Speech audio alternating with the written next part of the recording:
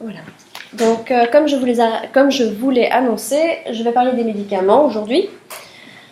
Pourquoi? Eh bien, tout simplement parce qu'on consomme de plus en plus de médicaments de façon générale. Et je vais adopter un point de vue plutôt français, donc de France, parce que la France est le 4e pays au monde en termes de consommation de médicaments. Le premier étant les États-Unis. Alors, pourquoi les médicaments? Eh bien, parce que ce week-end, il m'est arrivé une chose qui m'arrive une fois par an. J'ai attrapé la grippe. Et comme il m'arrive une fois par an, j'ai dû aller à la pharmacie. C'est quelque chose qui me scandalise toujours, d'aller à la pharmacie. Pourquoi? Eh bien parce que pour une toute petite affection, donc une grippe ou un gros rhume, je ressors avec 2 énormes paquets de médicaments dont je vais consommer peut-être le tiers à peine. Ça me coûte à chaque fois une petite fortune et finalement je dois jeter ces médicaments ou plutôt les recycler. Donc là en l'occurrence, j'ai consommé 2 comprimés et 3 cuillères de sirop et j'ai encore 2 grosses boîtes presque pleines de médicaments qui périment dans 1 an, donc a priori que je vais devoir ramener à la pharmacie. Alors pourquoi, selon moi, c'est problématique? Eh bien pour 3 raisons que je vais énumérer et je vais un peu vous expliquer. Premièrement, ça coûte très cher à la sécurité sociale, ce gaspillage de médicaments. Ensuite, ça favorise les résistances aux antibiotiques. Je vais aussi le détailler. Et enfin, et pour moi c'est le problème le plus grave, ça pollue énormément nos sols et nos eaux. Alors, premier problème, le coût pour la sécurité sociale. Selon une étude récente, un médicament sur 2 qui est remboursé par la sécurité sociale n'est pas consommé par vous et moi. Le coût s'élèverait à 2 à 3 milliards par an. Donc c'est considérable. Et imaginez le soulagement pour l'économie si on mettait un terme à cette gabégie de médicaments, si on gérait un peu mieux nos stocks. Deuxième problème, l'automédication. L'automédication, c'est cette tendance qu'on a, vous et moi, à se dire bah tiens, je sais très bien ce dont j'ai besoin, je vais prendre tel ou tel médicament et tout ira mieux. L'exemple le plus évident, ce sont les antibiotiques. Vous avez certainement vu chaque hiver qu'il y a de nombreuses publicités, de nombreuses campagnes qui nous disent de ne surtout pas prendre d'antibiotiques en cas de grippe, de bronchite ou de rhume. Et pourquoi? Eh bien simplement parce que les antibiotiques servent à lutter contre les bactéries et que les rhumes, bronchites et grippe sont causés par des virus. Donc les antibiotiques ne servent à rien. Le problème, c'est que quand on utilise mal les antibiotiques, quand on les utilise lorsqu'il n'y a pas lieu de les utiliser, eh bien ça entraîne un phénomène de résistance, antibiorésistance, on peut dire en français, qui diminue leur efficacité de façon générale, et puis surtout qui diminue notre capacité à nous de lutter contre les bactéries. Donc notre corps est affecté. Et surtout les antibiotiques, certains antibiotiques sont spécifiques à certaines bactéries, donc on ne peut pas les utiliser n'importe comment. Et ça c'est le problème de l'automédication, qui selon moi est encouragé lorsqu'on a des restes dans notre boîte à pharmacie. On a tendance à se dire bah tiens, il me reste un peu de tel ou tel antibiotique, je vais le prendre dès que je vais pas bien. On en vient au 3e problème, le plus grave à mon avis, c'est le problème de pollution qui découle de cette surconsommation ou de cette surproduction plutôt de médicaments. Donc, vous le savez, nous devons recycler les médicaments, on ne peut pas les jeter à la poubelle. Encore une fois, c'est quelque chose qui fait l'objet de nombreuses campagnes en hiver. On nous dit ramenez vos médicaments à la pharmacie. Il est intéressant de noter que les officines sont obligées de reprendre ces médicaments, et tout cela gratuitement, sinon elles font face à des sanctions pécuniaires. Que ce soit les médicaments périmés, donc dont la date limite est dépassée, ou alors les médicaments non utilisés.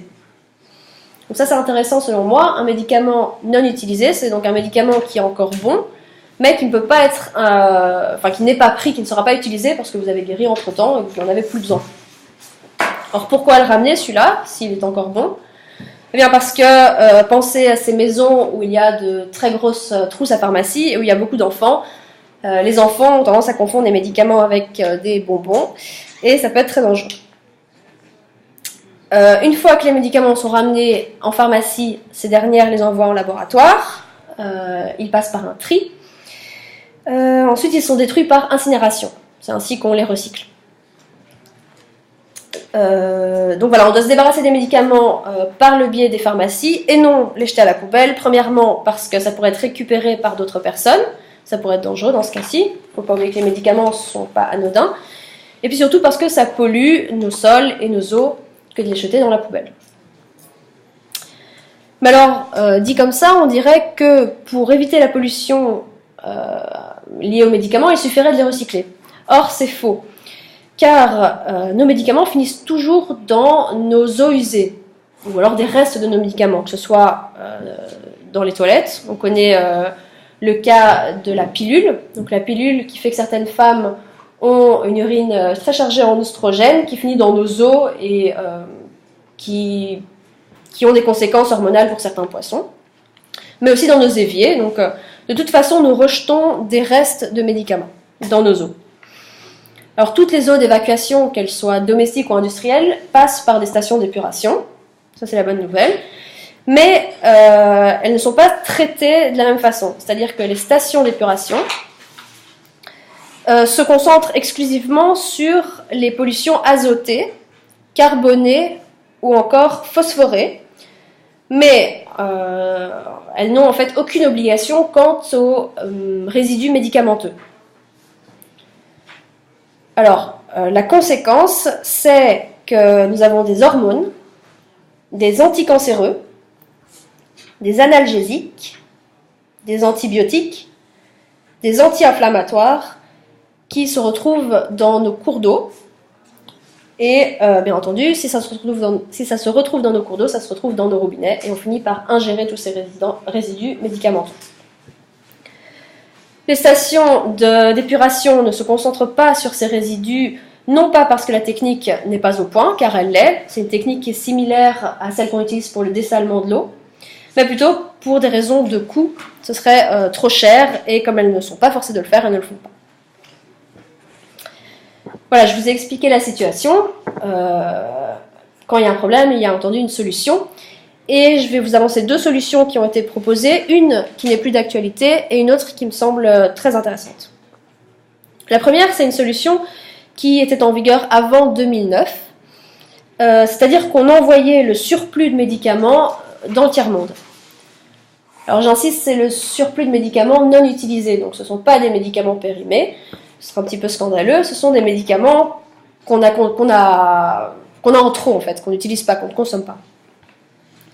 Cependant, en 2009, cette pratique a été interdite par une directive de l'Union européenne pour les raisons suivantes. Tout d'abord, pour lutter contre le trafic de médicaments. Ensuite, pour renforcer la sécurité sanitaire de façon générale. Et enfin, pour privilégier l'aide au développement plutôt que d'envoyer tous ces médicaments. J'en arrive à la seconde solution, qui est ma préférée. Je trouve que c'est une solution très intelligente. Et j'espère qu'elle se répandra un peu partout dans l'Union européenne. C'est la vente à l'unité. Alors cette solution, non seulement elle est moins chère pour la sécurité sociale, parce qu'il y a moins de gaspillage, elle est moins chère pour le patient, parce qu'il achète le nombre de médicaments dont il a besoin, et elle entraîne moins de pollution et moins de gaspillage de façon générale. Cette solution a été proposée en France par la ministre de la Santé, Marisol Touraine, et elle a été lancée comme projet pilote au mois de septembre 2014 dans 4 régions de France, à savoir l'Île-de-France, la Provence-Alpes-Côte d'Azur, la Lorraine et le Limousin. C'est pas tout à fait neuf, car en France, il y a certains médicaments qui étaient déjà vendus à l'unité, à savoir la morphine et des médicaments qui servent à traiter l'hyperactivité des enfants. Donc pour des raisons évidentes, pour pas que les gens abusent de ces substances. Et maintenant, avec ce projet, donc cette initiative, ce seraient tous les antibiotiques qui seraient vendus à l'unité, au cas par cas. Donc imaginez, je trouve ça très intéressant, parce qu'imaginez maintenant que vous et, je ne sais pas, votre conjoint, vous rendiez à la pharmacie car vous avez, vous, un rhume et lui une crève, donc quelque chose qui est très différent. La pharmacienne pourra vous donner des médicaments selon la gravité de votre maladie et selon le nombre dont vous avez besoin. Pour un rhume, vous avez peut-être besoin de 2 antidouleurs et pour une crève, peut-être de choses plus importantes. Donc c'est une expérience qui me semble très prometteuse, qui permet de limiter le gaspillage de façon générale, limiter la pollution liée aux médicaments, qui est une pollution très grave, je pense, dont on ne connaît pas encore les effets sur le long terme, et qui permet aussi de réduire les dangers de l'automédication pour les enfants ou bien simplement pour les personnes qui utilisent mal leurs médicaments. C'est une idée aussi qui est intéressante de façon générale dans une société où on a l'impression, pas l'impression, mais on a toujours peur de manquer, ce qui mène à la surconsommation. Une idée qui veut qu'on se limite au nécessaire et qu'on consomme juste ce dont on a besoin, pas plus. Merci.